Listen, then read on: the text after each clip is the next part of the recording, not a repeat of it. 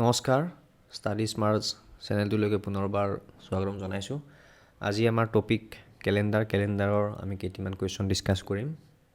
এক্সামত আহি যোৱা আৰু খুব প্ৰবেবলি আহিব পাৰে কেলেণ্ডাৰ কুৱেশ্যন থাকে আমাৰ প্ৰত্যেক এক্সামতে। চ' এইটো কুৱেশ্যন আমাৰ কি দিয়া আছে, ইফ টুডে ইজ মানডে, আজি যদি মানডে হয় then what will be the day before generally after সোধে, ইয়াত বিফোৰ 34 ডেইজ সুধিছে, 34 ডেইজ আগত। চ' আমি কি কৰোঁ, সকলোৱে জানো আমি 7ৰে ডিভাইড কৰোঁ।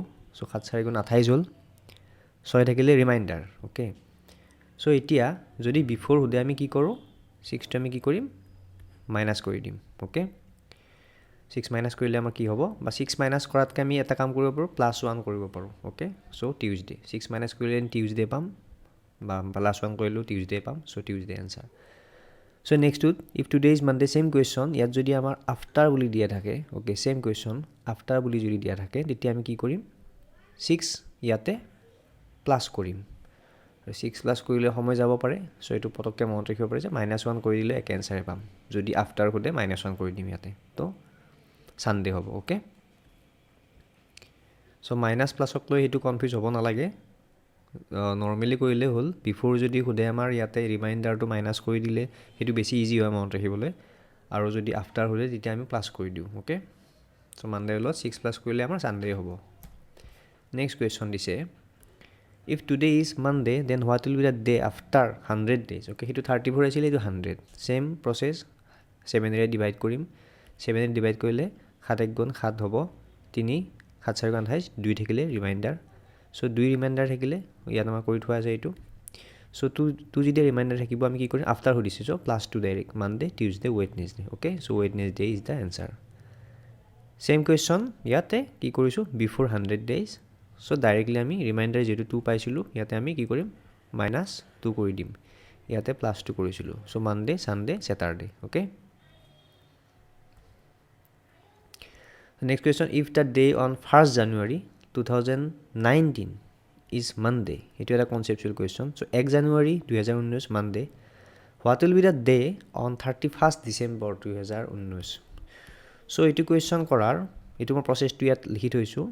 শ্বৰ্টকাট এইটোৱে যে যদি বছৰটো লিপিয়াৰ নহয়, 2019টো কি হয়, লিপিয়াৰ নহয়।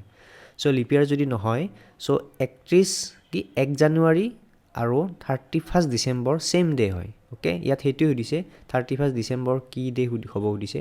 চ' 1 জানুৱাৰী যদি মানডে হয়, 31st আমাৰ কি হ'ব, মানডে হ'ব। যদি লিপিয়াৰ হয় কি হ'ব, নেক্সট ডেটো হ'ব। অ'কে, লিপিয়াৰ হ'লে আমাৰ 1 তাৰিখ, 1 জানুৱাৰী যদি মানডে হয়, 31 ডিচেম্বৰ কি হ'ব, টিউজডে হ'ব, যদি লিপিয়াৰ হয়। কিয় হয় এইটো ইয়াতে বুজাই থৈছোঁ। এতিয়া 2019টো অৰ্ডিনেৰী ইয়াৰ। চ' অৰ্ডিনেৰী ইয়াৰত আমাৰ যিটো অড নাম্বাৰ থাকে সেইটো +1 হয়। সেইটো কেনেকৈ হয়, আমাৰ অৰ্ডিনেৰী ইয়াৰত 365 ডেইজ থাকে। চ' 7ৰে ডিভাইড কৰিলে আমাৰ ৰিমাইণ্ডাৰ 1 থাকি যায়। চ' আমি +1 কৰোঁ নেক্সট ইয়াৰলৈকে যাবলৈ।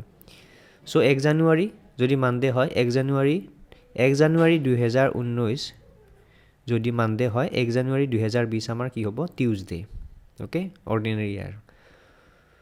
চ' 31st 1 জানুৱাৰী যদি টিউজডে হয়, 31st কি হ'ব, মানডে হ'ব। চিম্পলি এনেকৈও কৰিব পাৰি। অ'কে, এইটো প্ৰচেছটো কৰিব পাৰি।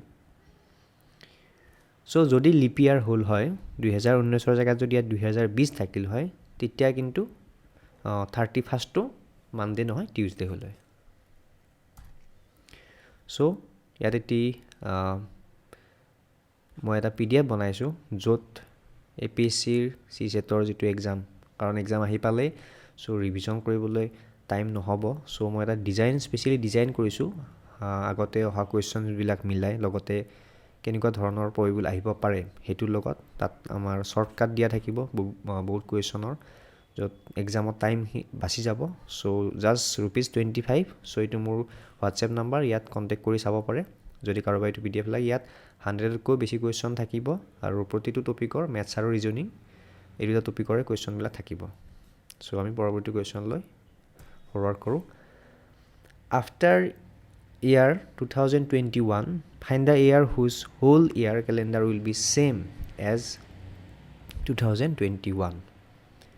So 2021 চনৰ পিছত কোনটো বছৰৰ কেলেণ্ডাৰখন 2021 লগত ছেম হয় এইটো কুৱেশ্যন খুব অহা দেখা যায় চ' ইয়াত আমি কি কৰোঁ 2021 কি হয় অড ডেইজ লিপ ইয়াৰ নহ'লে আমি 1 হয় 2022 1 2023 তেনেকৈ 1 2024টো লিপ ইয়াৰ হয় ইয়াত 2 লিখিম 2025 লিপ ইয়াৰ নহয় 1 লিখিম 2026 1 লিখিম চ' আমি 7 হোৱালৈকে এইখিনি আমি এক্সামত আমি লিখি থাকিব নালাগে এক্সামত আমি নিজেই এইটো কেলকুলেট কৰি ল'ব পাৰিম চ' যেতিয়া আমাৰ 7 পাই যাওঁ তাৰে নেক্সট ইয়াৰটোৰ কেলেণ্ডাৰটোৱে আমাৰ কি হয় ছেম থাকে অ'কে তো আমি 7 পাই গ'লোঁ চ' 2007 হ'ব এনচাৰটো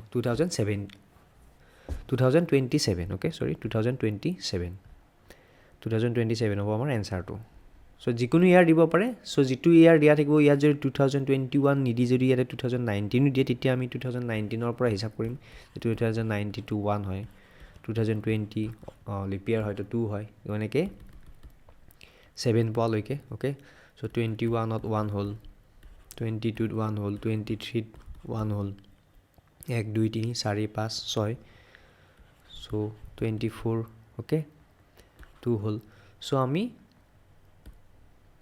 7 পোৱালৈকে আমি কাউণ্ট কৰিব লাগিব আৰু যদি 7 নাপাওঁ ছাপ'জ এইটো কুৱেশ্যন আমি ইয়াত কি কৈছিলোঁ ইয়াত 8 হ'ব অ'কে নেক্সট আকৌ আমি কাউণ্ট কৰি যাব লাগিব ৰিমাইণ্ডাৰটো আল্টিমেটলি 7ৰে 7ক ডিভাইড কৰিলে কি হয় ৰিমাইণ্ডাৰ আমি কি পাওঁ ভাগশেষ 0 পাওঁ চ' এই 0 পোৱালৈকে হয়তো 7 নতুবা 14 তেনেকুৱা কাউণ্ট হ'ব লাগিব অ'কে এইটো কেছত আমি ডাইৰেক্টলি 7 পাই গ'লোঁ 8 পালে আমি আকৌ কাউণ্ট কৰি থাকিব লাগিলে নেক্সট ইয়াৰলৈকে অ'কে